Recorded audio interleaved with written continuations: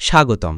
আজ আমরা কথা বলবো ইনসেপ্টা ফার্মাসিউটিক্যালসের একটি খুব পরিচিত এবং কার্যকর ঔষধ রিসেট প্লাস নিয়ে।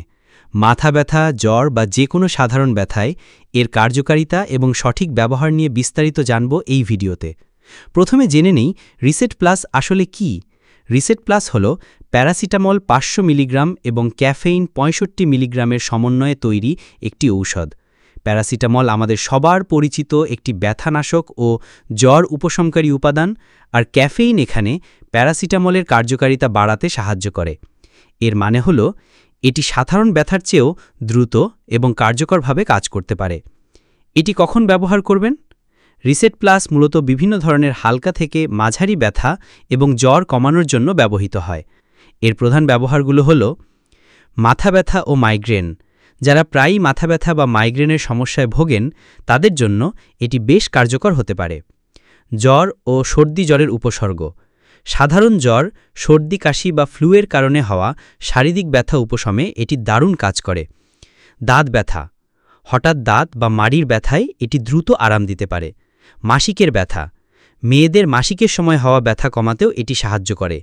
এছাড়াও পিঠের ব্যথা, মাংসপেশির ব্যথা এবং সাধারণ শারীরিক অস্বস্তিতে এটি ব্যবহার করা যায়। সঠিক ব্যবহার বিধি ও কিছু জরুরি সতর্কতা।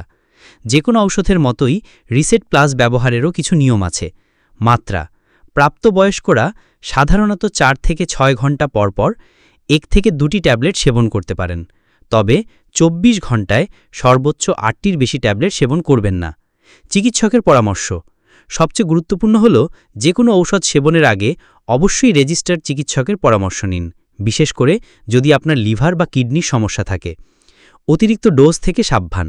প্যারাসিটামল অতিরিক্ত মাত্রায় সেবন করলে লিভারের মারাত্মক ক্ষতি হতে পারে, তাই নির্দেশিত মাত্রার বেশি কখনোই সেবন করবেন না। অন্যান্য ক্যাফেইন। যেহেতু রিসেট প্লাসে ক্যাফেইন আছে, ঔষধ সেবনের সময় অতিরিক্ত চা, কফি বা ক্যাফেইনযুক্ত পানীয় এড়িয়ে চলুন, কারণ অতিরিক্ত ক্যাফেইন অস্থিরতা বা ঘুমের সমস্যা ঘটাতে পারে। মেয়াদোত্তীর্ণ ঔষধ কখনোই সেবন করবেন না। সম্ভাব্য পার্শ্ব প্রতিক্রিয়া।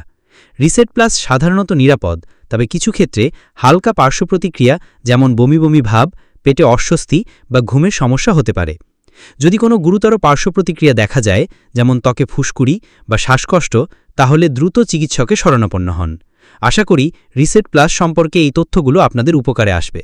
মনে রাখবেন, স্বাস্থ্যই সম্পদ, তাই ঔষধ সেবনের আগে সবসময় সচেতন থাকুন এবং ডাক্তারের পরামর্শ মেনে চলুন।